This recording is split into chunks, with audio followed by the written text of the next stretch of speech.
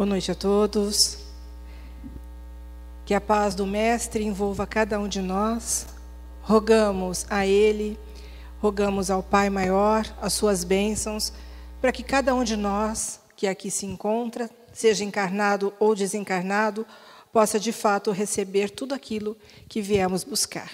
E não há nada mais importante que de fato o conhecimento. E é para isso que nós estamos aqui, todos nós, para que possamos compreender um pouquinho mais os ensinamentos de Jesus. Mas hoje nós trouxemos para reflexão uma frase de Paulo de Tarso. Quando Paulo de Tarso estava preso em Roma pela segunda vez, antes dele ser condenado à morte, ele foi decapitado, mas ele escreve, a segunda carta que ele escreve a Timóteo, um dos seus discípulos. E nessa carta, ele diz assim: combati o bom combate, acabei a carreira e guardei a fé. É sobre esta frase que nós vamos refletir na noite de hoje. É importante também relembrar um pouquinho quem foi essa figura Paulo de Tarso. Eu acho bastante importante, não é todo mundo que conhece Paulo. Não é todo mundo que sabe da importância de Paulo, o apóstolo, para a consolidação do cristianismo. Porque muito antes dele ser cristão, obviamente, ele era um fariseu, judeu do grupo dos fariseus. Dentro do judaísmo, há vários grupos. Há os fariseus, os saduceus, os escribas, os sacerdotes, são vários. Assim como na igreja evangélica nós temos Assembleia de Deus, congregação, dentro do judaísmo haviam vários grupos. E na época ele se chamava Saulo. Ele pertencia ao grupo dos fariseus. O que isso significa? Significa que nenhum outro grupo era tão conservador quanto o grupo dos fariseus. E Paulo, de uma extrema inteligência, uma pessoa com muito conhecimento, ele teve os melhores professores da época, ele foi discípulo de Gamaliel, e ele não acreditava em nada que não fosse a Torá. A Torá são 5 livros dos judeus, também conhecido como as leis mosaicas. E ele, portanto, ele não aceitava, ele era muito rígido, e por conta disso ele perseguia os cristãos.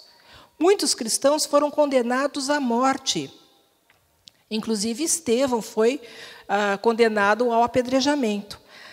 Mas, quando ele foi atrás de Ananias, em Damasco, Ananias havia convertido a sua amada ao cristianismo, e logo depois ela desencarna, Abigail. E ele pede permissão, portanto, para ir até Damasco. E quando ele estava indo até Damasco, ele foi refletindo.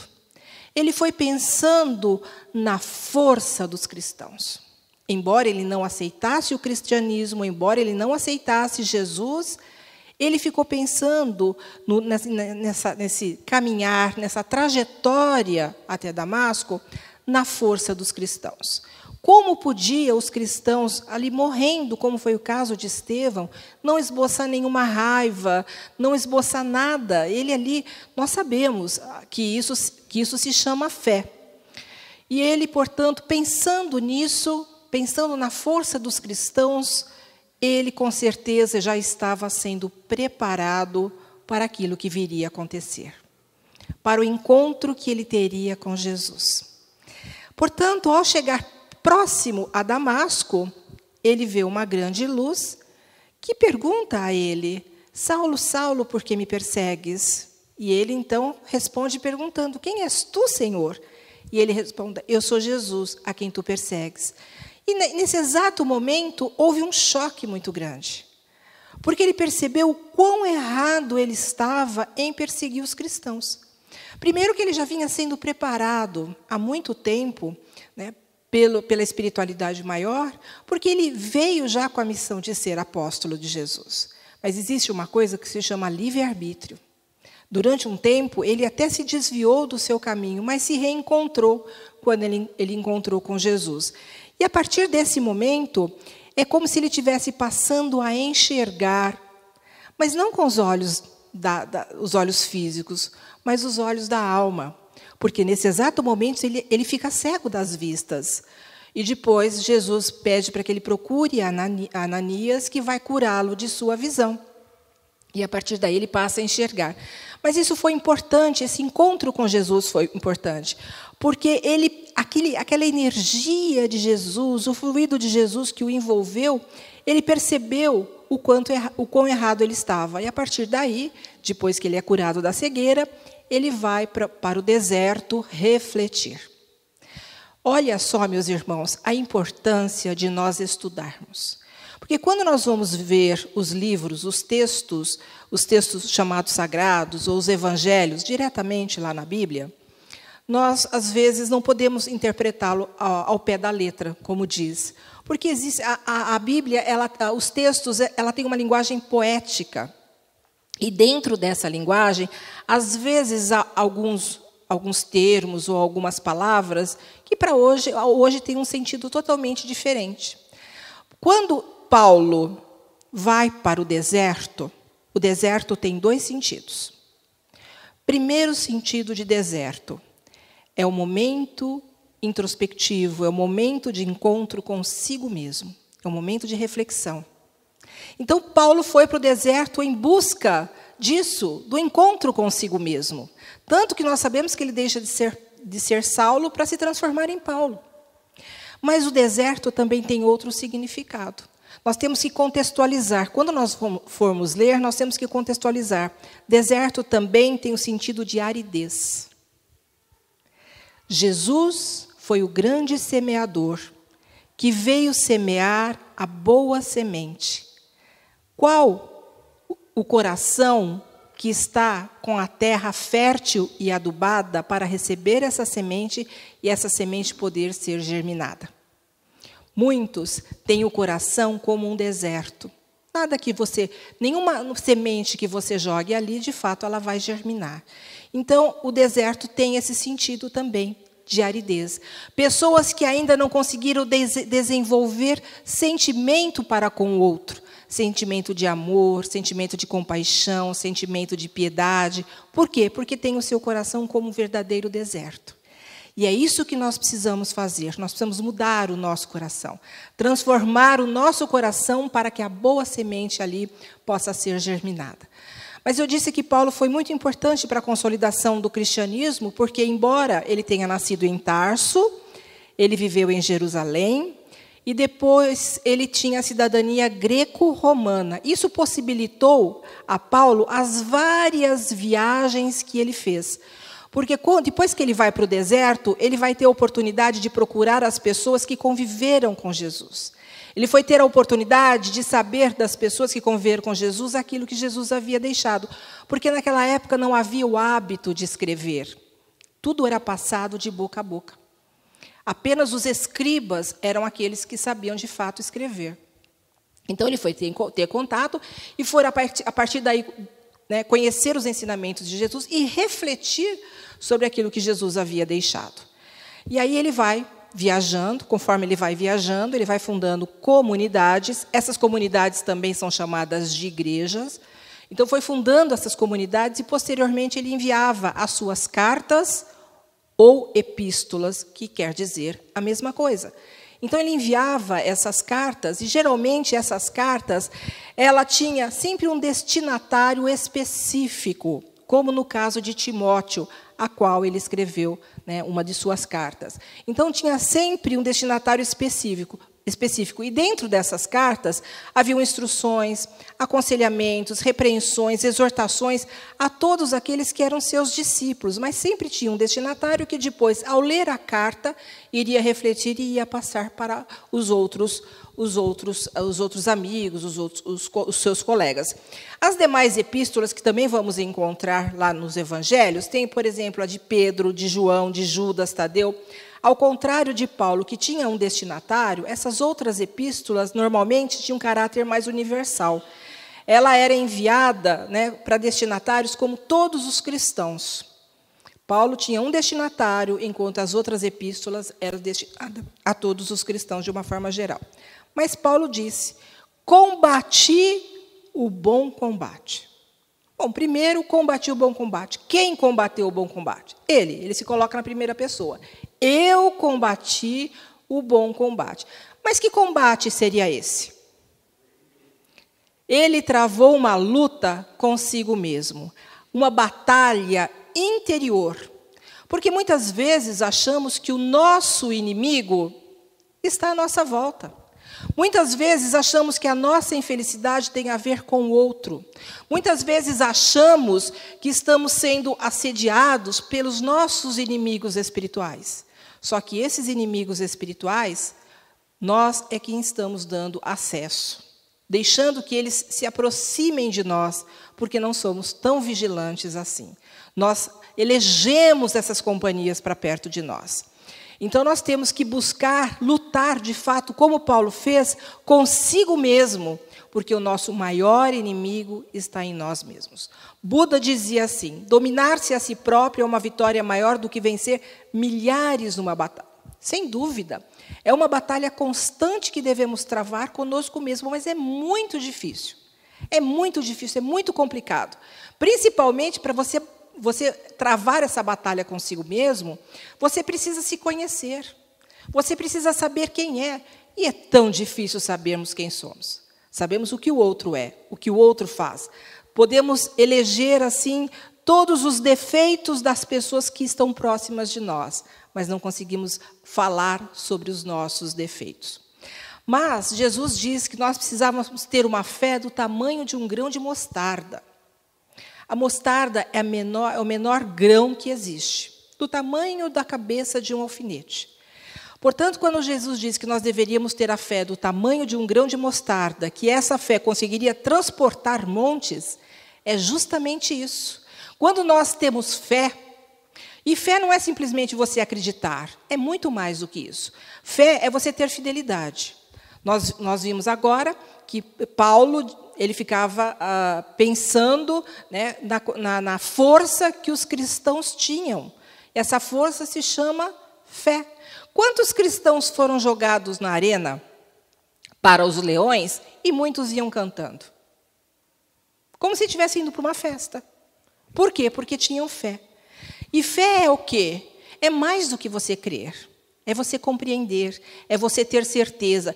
E esses cristãos tinham a certeza que iriam deixar o corpo, mas seriam recebidos na pátria espiritual. Portanto, precisamos ter fé. E a fé vai ser uma grande e importante ferramenta para nos ajudar e nos auxiliar a mover esses montes que trazemos em nós, essas mazelas que ainda trazemos em nós. Então, é importante o autoconhecimento para que, de fato, com a fé, que é essa ferramenta importante, possamos travar essa batalha conosco mesmo. Então, precisamos nos conhecer, precisamos saber quem somos, precisamos saber, né, dos nossos limites, até onde somos capazes de ir. Porque somente quando somos testados é que sabemos do que somos capazes. Então, essa análise de nós mesmos, essa reforma íntima nós só conseguimos fazer a partir do momento que, de fato, nos conhecemos. Mas o autoconhecimento, nós vamos ver lá em Os Prazeres da Alma, de Hamed, quando ele diz assim, que o autoconhecimento é a capacidade inata que nos permite perceber, de forma gradativa, tudo o que necessitamos transformar. Então, a partir do autoconhecimento, isso vai nos permitir perceber aonde nós temos que, de fato, nos transformar. E ele continua. Ao mesmo tempo, amplia a nossa consciência sobre os nossos potenciais adormecidos, a fim de que possamos vir a ser aquilo que somos em essência. Então, a nossa consciência se amplia e nós passamos, de fato, a ver que temos grandes potenciais. Nós temos, inclusive, muitos deles adormecidos, que nós só vamos conseguir saber a partir do momento que passarmos a nos conhecer. E Hamed também fala que o autoconhecimento nos dá a habilidade de saber como e onde agem os nossos pontos frágeis, e até a quem atribuímos as nossas emoções e sentimentos, facilitando-nos compreender melhor o que nos rodeiam, Caminhar no processo de autoconhecimento significa desenvolver gradativamente o respeito aos nossos semelhantes, impedindo que façamos projeções triviais e levianas de nossas deficiências aos outros. Então, o autoconhecimento, de fato, vai nos auxiliar, né? É a habilidade de saber onde agem os nossos pontos frágeis. A partir do conhecimento de nós mesmos. Onde estão os nossos pontos frágeis? É a falta de paciência? A falta de humildade? O excesso de vaidade que possuímos? Tudo isso nós vamos passar a saber a partir do momento que também nos conhecemos. Inclusive, a quem atribuímos as nossas emoções e sentimentos. De quem eu gosto, de quem eu não gosto. Por que eu não gosto? Às vezes não gostamos de alguém de forma gratuita. A pessoa nem nos fez nada, mas o nosso santo não bate com o dela. É um momento de reflexão. Por quê? Se ela nunca me fez nada. Então, nós temos que, de fato, né, ver as questões das nossas emoções e dos nossos sentimentos. E ele fala, né, que também caminhar no processo do autoconhecimento significa desenvolver gradativamente o respeito aos nossos semelhantes. Porque, a partir do momento que eu sei que eu erro, o outro erra, eu passo também a respeitar o outro. Porque eu também estou errando. Eu também sou imperfeito. E, muitas vezes, impedindo que façamos projeções triviais e levianas de nossas deficiências nos outros. É muito comum. Quando nós não gostamos do que vemos no outro, é o que nós temos de mais latente em nós. Pode perceber. Então, é uma forma de observarmos, de vermos por que o outro está me incomodando. Com certeza, isso se chama espelho. Eu estou vendo no outro aquilo que eu também possuo. Então, a reforma a qual nós devemos fazer, nós temos que, de fato, nos conhecer, para poder mudar aquilo que não vai bem. Muitas conquistas já tivemos, mas muitas outras conquistas teremos que ter. Ninguém reforma uma casa sem antes saber das suas necessidades. Você não vai entregar a sua chave da casa para o pedreiro e dizer, olha, reforme a minha casa. Você vai dizer, olha, eu preciso que você amplie a minha sala, eu preciso que você amplie a minha cozinha, eu preciso fazer um novo quarto. Tudo isso, porque o pedreiro não vai saber. Assim somos nós. Para que possa haver essa mudança em nós, essa mudança, essa transformação, é preciso, de fato, que nós possamos nos conhecer. Então, combater o bom combate. E, muitas vezes, nós, quando nos tornamos espíritas, que sabemos das oportunidades que Deus nos dá, nós, às vezes, empurramos com a barriga. Deixamos para depois. Só que o tempo urge. O nosso planeta passa por uma transformação a olhos vistos. Nós já estamos vendo isso. Quem ficará aqui na Terra?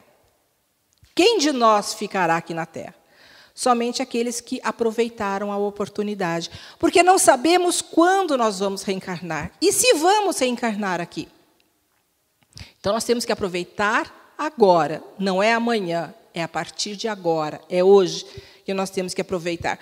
Joana de Ângeles diz que existe luta e luta, isto é, o bom combate da referência evangélica, capaz de oferecer-nos como vitória os cismos gloriosos da emancipação espiritual. Portanto, o bom combate é quando travamos a luta conosco mesmo para continuar o nosso processo evolutivo. E o mau combate? O mau combate, ela diz, que é o que visa exclusivamente as conquistas horizontais e perecíveis da matéria, sem oferecer a mínima visão vertical. A nossa visão é muito materialista, porque somos muito materialistas. Nós só estamos vendo o aqui e agora. Deixamos tudo para depois. Embora todos nós vivamos no mundo material e precisamos da matéria para viver, não podemos deixar as coisas espirituais. Precisamos priorizar as coisas espirituais. E nós vemos perfeitamente as pessoas. Chega, por exemplo, sexta-feira, está todo mundo cansado. Trabalhou a semana toda. Ah, não vou no centro hoje, não. Eu estou cansado, eu vou ficar em casa, eu vou descansar. Merecido? Sem dúvida nenhuma. Mas vamos aprender primeiro. Vamos no centro, vamos ouvir uma palestra. Né? Depois a gente chega em casa e descansa. Ah, não, hoje é dia de sair com os amigos, é dia de um happy hour. Tudo bem, mas vai antes. Vamos aprender um pouquinho. Isso é tão importante para todos nós. O conhecimento é fundamental. Porque é o conhecimento que vai ampliar a nossa visão. E ao ampliar a nossa visão, nós vamos passar a ver as coisas de uma forma diferente. Muitos de nós ainda têm uma visão muito limitada das coisas. Vejam, por exemplo, a questão do país a qual nós estamos vivendo. Nós temos uma visão muito material. Por que as coisas estão acontecendo no Brasil? Está terrível, você liga a televisão, eu já nem quero mais ver televisão, internet, você só vê coisa ruim na televisão, na internet, no noticiário. Mas aí muitas vezes nos perguntamos, o que está acontecendo? Não era para estarmos melhor? O Brasil não é o coração do mundo e a pátria do Evangelho? De fato é. O Brasil é o coração do mundo porque ele é como o coração de mãe, sempre cabe mais um. Então, o Brasil é o país da oportunidade. É o país onde muitos espíritos estão reencarnando. Porque Deus é Pai e nos ama a todos iguais. Ele não vai privilegiar nenhum dos seus filhos. Então, muitos estão tendo a oportunidade agora e não estão aproveitando. É a pátria do Evangelho. É o maior país espírita do mundo. É o segundo maior país católico do mundo. É o segundo maior país evangélico do mundo. O Evangelho de Jesus está aqui. Então, a nossa visão é muito material, né? É o aqui e agora. As coisas vão mudar, mas é lento, é gradual, né? Não é de uma hora para outra que, de fato, as coisas mudam. Então, quando a nossa visão é muito materialista, nós nos preocupamos mais com a questão material. Inclusive, tem uma frase que diz, eu tenho que matar um leão por dia. Mas só que o leão por dia que as pessoas falam é só na questão material. Eu preciso trabalhar, eu preciso ganhar, eu preciso matar um leão por dia. Por que não matar um leão por dia nas nossas conquistas espirituais? Por que não matar um leão por dia em tentar eliminar de nós todas aquelas mazelas que ainda carregamos? Porque é uma busca constante pela felicidade. Hoje existem livros, né, de como você ser feliz, hoje existem receita, como ser feliz, todo mundo busca a felicidade. Tem até uma música do Tim Maia, né, onde está essa tal felicidade, que diz assim, essa tal felicidade hei de encontrar, mesmo que eu tiver que aguardar, se eu tiver que esperar. Ninguém tem que esperar. Nós temos que conquistar a felicidade agora. E só se conquista a felicidade através da conquista das virtudes, do bem que cada um tem que fazer. Isso sim, nós vamos encontrar essa nossa felicidade. Algumas pessoas, inclusive, costumam dizer, eu vou entregar minha vida nas mãos de Deus, Deus sabe o que é melhor para mim. De fato, Deus sabe o que é melhor para nós, mas Ele não vai mudar a nossa vida. Quem que tem que mudar a nossa vida? Nós mesmos. Não está lá no Evangelho? Ajuda-te que o céu te ajudará? A ajuda virá, mas precisamos dar o primeiro passo. Não podemos ficar esperando e aguardando que alguém venha fazer aquilo que cabe a nós fazermos. Então, a felicidade só a encontraremos quando, de fato, regaçarmos as mangas, quando, de fato, irmos à luta para fazer o bem a todos. Porque o bem, o que é o amor, né? O amor é a base dos ensinamentos de Jesus. Tudo que Jesus nos deixou como ensinamento, a base é o amor. E o que é o amor, senão o bem que fazemos aos outros? É nada mais, nada menos do que fazer aos outros aquilo que gostaríamos que nos fossem feito. É isso que temos que fazer. Se cada um de nós agisse dessa forma, nós já estaríamos num mundo melhor. Mas Jesus diz, o reino dos céus está dentro de vós. Às vezes achamos que o reino de Deus, né, é o céu depois das nuvens, é um lugar geográfico, é um lugar físico. Não, Jesus deixa bem claro, o reino dos céus está dentro de vós.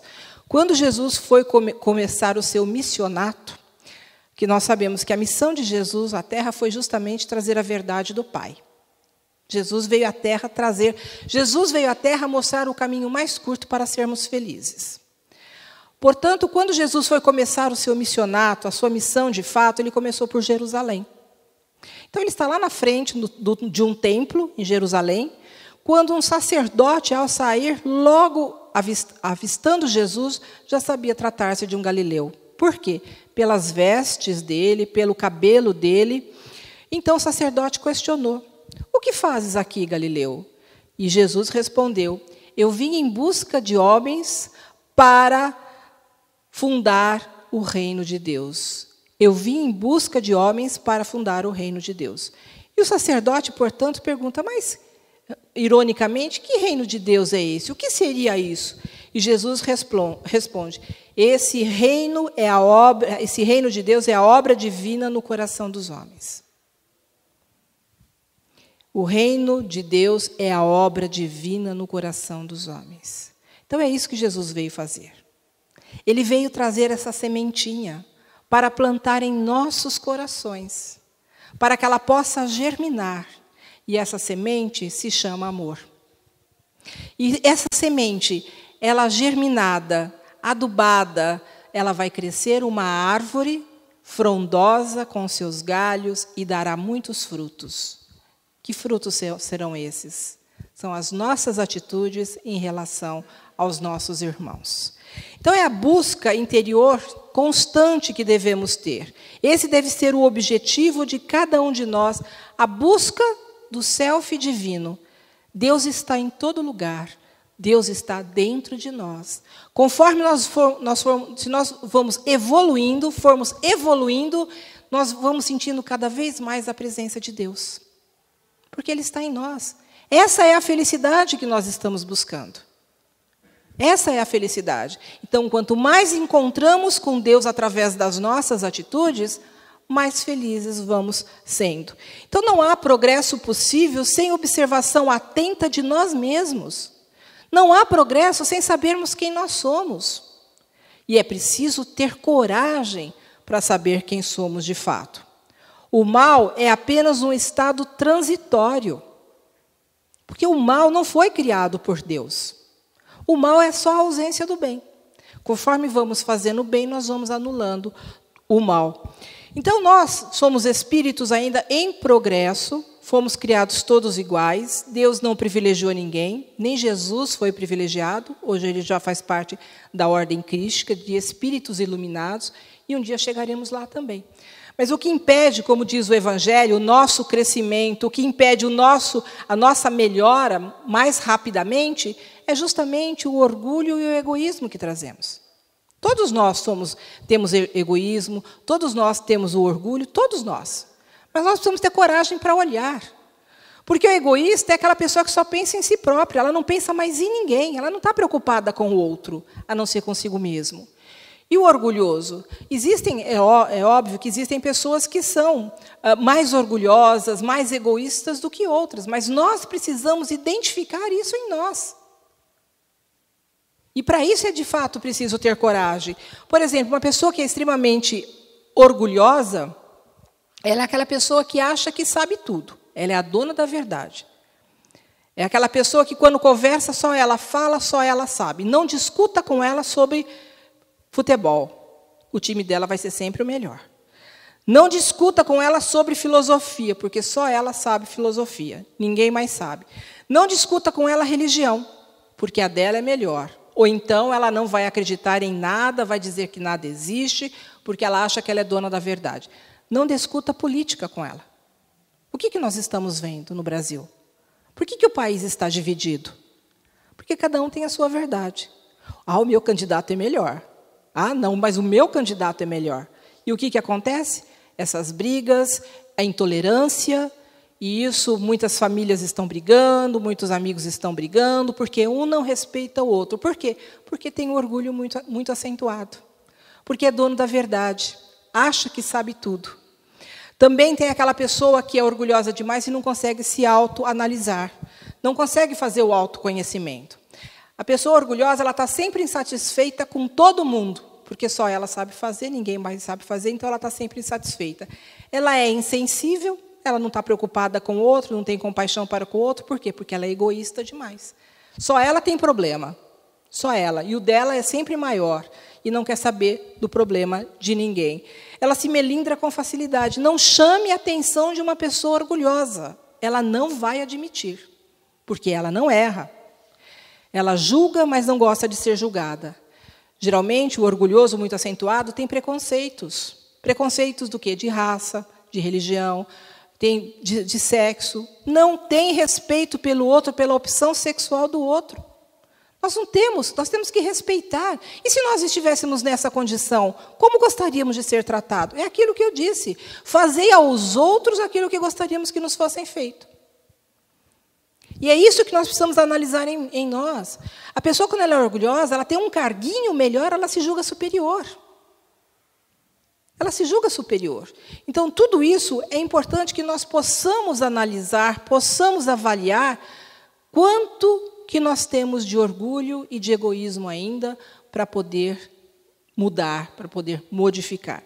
Eu trouxe aqui algumas frases que muitos de nós já disse, ou se não disse, já ouviu, que são frases justamente de pessoas egoístas. Quando dizem assim: a vida me ensinou a não chorar por nada que eu não possa chorar por mim. Outra frase, essa eu tenho certeza que todo mundo já ouviu. A farinha é pouca, meu pirão primeiro. Faço tudo o que puder por mim, se sobrar, faço pelo outro. Estou pouco ligando para o que está acontecendo com o outro. Quando alguém sofre um acidente, muitos dizem, antes ele do que eu. São frases egoístas. Quantos aí estão passando por problemas difíceis e gostariam de dividir esses problemas conosco? E quando nós também temos problemas e gostaríamos de dividir o que estamos sentindo com o outro? Porque quando nós fazemos isso, é como se nossa dor diminuísse um pouco, quando podemos dividir isso. O nosso país, infelizmente, é o 8º país do mundo em suicídio. Só não é maior. São mais ou menos 35 pessoas ao dia que se suicidam, são mais de 11.700 pessoas ao ano no Brasil. O número só não é maior porque ainda bem que existe o CVV. A pessoa liga 188 e coloca para fora aquilo que estão sentindo. Agora, quantos de nós é procurado muitas vezes para que o nosso amigo, o nosso irmão possa desabafar? E muitas vezes não queremos ouvir. Somos egoístas demais para dizer, você tem seu problema, eu tenho o meu, resolvo o seu, que eu resolvo o meu. Mas se nós tivéssemos a paciência para ouvir esse nosso irmão, talvez o número de suicídios poderia ser menor. Como nós somos egoístas ainda. Combater o bom combate. Esse bom combate só se combate, de fato, com os ensinamentos de Jesus, com a verdade que Jesus trouxe. É o ensinamento que ele trouxe para que nós possamos colocar no dia a dia. Mas muitas vezes, como eu disse, não é fácil entendermos os evangelhos, não é fácil pegarmos os textos chamados sagrados, interpretar e saber o que de fato Jesus quis dizer. Eram outros tempos, outras épocas, outros costumes, hábitos diferentes. Então fica difícil muitas vezes. A professora Terezinha de Oliveira dizia uma coisa: para entender Jesus é necessário conhecer Kardec. E é uma verdade. Se você pegar o Evangelho segundo o Espiritismo, são o quê? Os ensinamentos de Jesus. Numa linguagem fácil, acessível, que todos nós temos condições de compreender. Se nós estudarmos as obras básicas trazidas pelos Espíritos, compiladas por Kardec, podemos ler qualquer outro livro que teremos condições de compreender. Por que muitos, quando leram o livro Coração do Mundo, Pátria do Evangelho, já foi logo achando que o nosso país é um país privilegiado? Porque não leu as obras básicas. Porque não trouxe essa bagagem, esse conhecimento para compreender exatamente o que Humberto de Campos queria dizer naquele livro. Nós não temos o hábito de ler as obras básicas, já vamos nos romances, já vamos muitas vezes nos livros que estão sendo lançados hoje. E às vezes lemos e não entendemos. Precisamos ter base. Para isso nós precisamos estudar.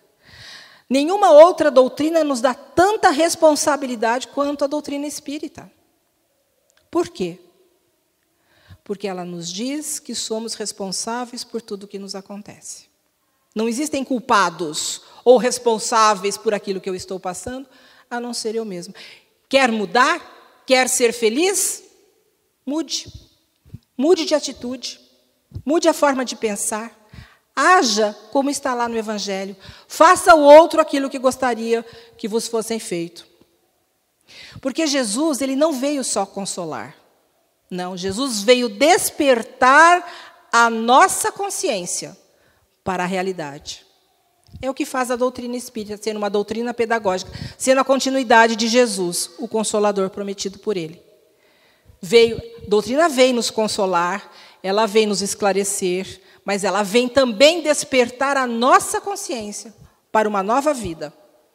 Portanto, meus irmãos, nós precisamos, de fato, conquistar a afabilidade, a beneficência, a humildade, o perdão, a renúncia, a piedade, a resignação, a paciência, a indulgência. São todas virtudes que nós temos que conquistar. E o que são todas essas virtudes se não são atos de amor? A afabilidade, a delicadeza para com o outro, é um ato de amor. A beneficência, a bondade para com o outro, é um ato de amor. Humildade, a modéstia, você não se colocar acima do outro, também é um ato de amor. Perdão é um ato de amor. Quando renunciamos a nós mesmos pelo outro, isso é caridade, é amor ao próximo. Quando nós temos paciência, é um ato de amor. Então, todas essas virtudes é o que Jesus veio ensinar. Então, combati o bom combate, acabei a carreira e guardei a fé. Combati o bom combate, ele venceu a si mesmo. Paulo venceu a si mesmo. Venceu todas as suas mazelas. E ele conquistou uma coisa importante e fundamental, a humildade. Que é a humildade que vai anular o orgulho e o egoísmo que todos nós trazemos. Ele travou o bom combate, ele lutou consigo mesmo. Acabei a carreira, ele foi até o fim, ele cumpriu sua missão com o Cristo, pelo Cristo, e não desistiu. Quantos de nós desistem no meio do caminho? Qualquer obstáculo que nós enfrentamos, muitas vezes paramos, desistimos. Não podemos, nós temos que ir até o fim. Acabei a carreira, ele foi até o fim, com determinação. E quando ele diz, guardei a fé, ele conservou a fé. Porque, como eu disse, a fé é compreensão, é raciocinar. Porque, senão, é a fé cega. Nós temos que ter uma fé raciocinada, uma fé de compreensão, entender, de fato, o que aquilo significa. Às vezes, como eu disse, nós vamos lá nos evangelhos, vamos ver a questão de Adão e Eva. Muitos acreditam em Adão e Eva até hoje. Acham que desse casal surgiu toda a humanidade, sendo que eles tiveram 2 filhos e um ainda morreu. Mas Adão e Eva foi uma simbologia. Adão vem do quê? Raça adâmica. Aqueles espíritos degredados da constelação de Colcheiros, que vieram dar a sua contribuição na Terra. Então, Adão vem de raça adâmica. E Eva, da onde eles vieram? Quando nós vamos ler aquele Crê em Deus Pai, que diz, degredados filhos de Eva, é o local da onde eles vieram. É a sua pátria mãe. Então, é isso, nós precisamos compreender de fato. Tentar compreender de fato. Então, a falta de fé, ela nos dá o quê? A falta de fé nos dá desesperança. Porque é a fé que alimenta a nossa esperança. Então, a falta de fé pode nos trazer, inclusive, doenças. Porque o nosso sistema, quando nós temos fé, o nosso sistema imunológico é ativado. Já foi comprovado cientificamente. A fé ativa o nosso sistema imunológico. Então, nós precisamos ter fé. Nós precisamos acreditar. Mais do que isso, nós precisamos ter certeza. É a compreensão do que é a fé. Portanto, meus irmãos, combati o bom combate, acabei a carreira e guardei a fé. Isso para nós. Fazermos como Paulo. Combater o bom combate. Travar essa guerra conosco mesmo. Travar essa guerra interior conosco mesmo. E só isso é possível através do autoconhecimento, e nos conhecendo nós temos condições de reformar. É a nossa transformação e a reforma íntima. É a conquista das virtudes. Acabei a carreira, nós temos que cumprir a nossa missão até o fim. Todos nós temos a nossa missão. Não podemos desistir no caminho. Temos que ir até o fim. Conquistar o amor que Jesus veio trazer, deixar que esse amor brote em nossos corações. E guardei a fé, ter a fé raciocinada e a compreensão disso, para que nós possamos encontrar aquilo que eu disse, a felicidade, ainda nesta vida. A felicidade é paz de espírito, é você poder deitar a cabeça no travesseiro e ficar em paz. Ninguém pode ser feliz com a desgraça alheia. E quando nós nos preocupamos com o outro, nós esquecemos de nós mesmos. A nossa dor fica menor. Então vamos regaçar as mangas, vamos travar essa luta conosco mesmo, vamos até o final e vamos alimentar a nossa fé, trabalharmos juntos.